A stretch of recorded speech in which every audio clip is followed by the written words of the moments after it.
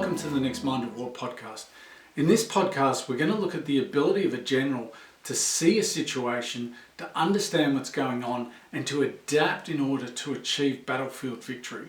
The importance of this is not simply accepting what one's presented with, but almost bending reality to conform to the general's own wishes, to the commander's desires to achieve victory. Not in an unrealistic way, but in a realistic understanding of the situation, and then not accepting that, doing something about it to achieve that victory. One of the great military commanders throughout history was Alexander the Great, and Arrian provided this insight into Alexander, stating that Alexander modified his tactics to suit the circumstances. He modified his tactics to suit the circumstances. Alexander didn't have a fixed plan and then simply follow it unquestioningly, depending on or regardless of the circumstances he faced. He adapted based on what he saw in front of him. He had a plan, but he could adapt. And you see this throughout his campaign across the Middle East and Afghanistan and through India. Rufus, another ancient writer, provides us with an insight into how Alexander could see the situation differently to other people and other commanders. And he provides an account of when Alexander was negotiating with representatives from the island fortified city of Tyre.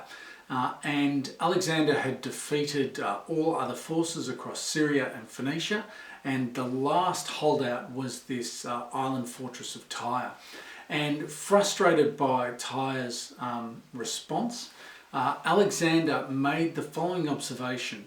He said to them, "You think nothing of this land army because of your confidence in your position living as you do on an island. But I am soon going to show you that you are really on the mainland, and you can be sure that I will either enter your city or storm it." And what is clear here is Alexander was perceiving the situation differently to those living on the island and this fortified city of Tyre. Alexander saw the circumstances, saw what he needed to do, and through a combination of tactics, Alexander ultimately was successful in defeating Tyre.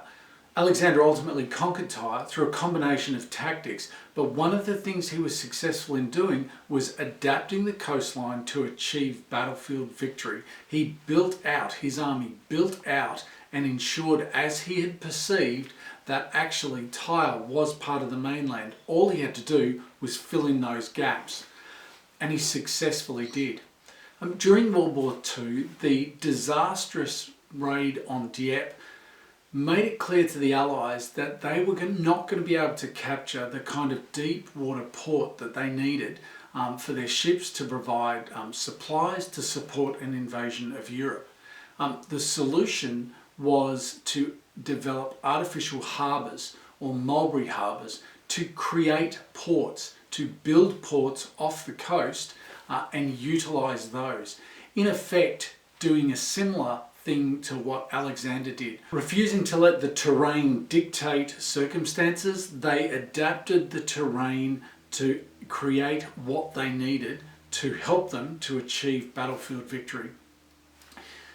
It's almost like bending reality to suit a military end, but a commander needs to see that, understand it, and do something about it.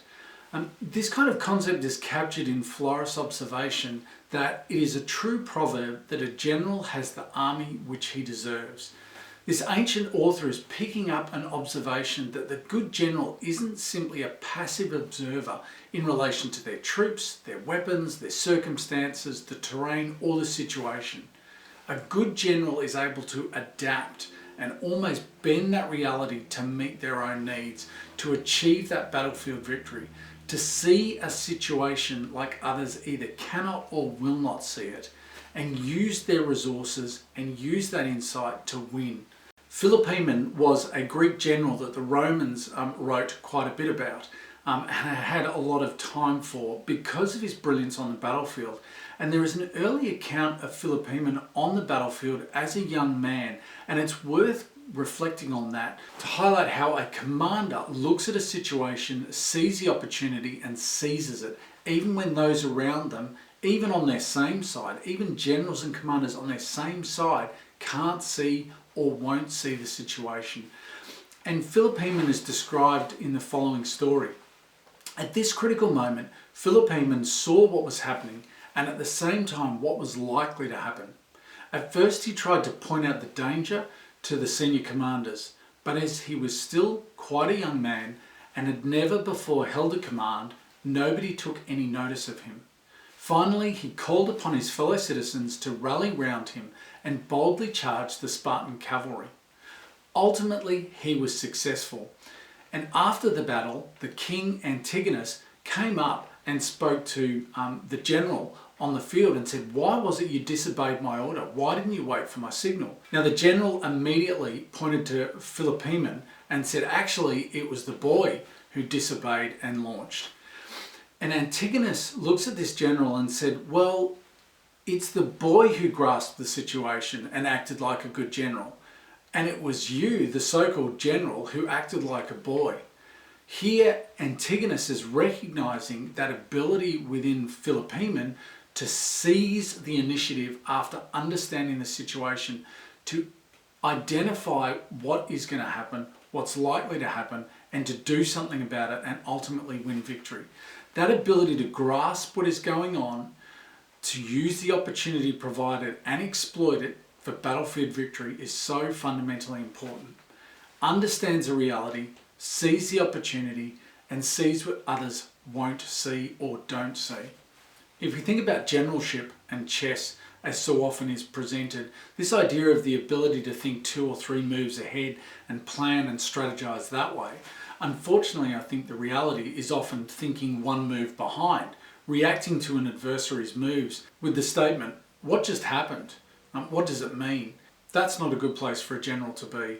A general should be thinking ahead, understanding the situation, what may happen and what can they do about it, not just to survive, but to actually achieve victory on the battlefield. So moving beyond that, one of the arguments can be is if your enemy is expecting you to play chess, then surprise them by playing Go instead. They looked at real events and analysed what happened and reflected on what did it actually mean, which provides us with a great resource for reflecting on what are the lessons from ancient history that still apply to modern warfare.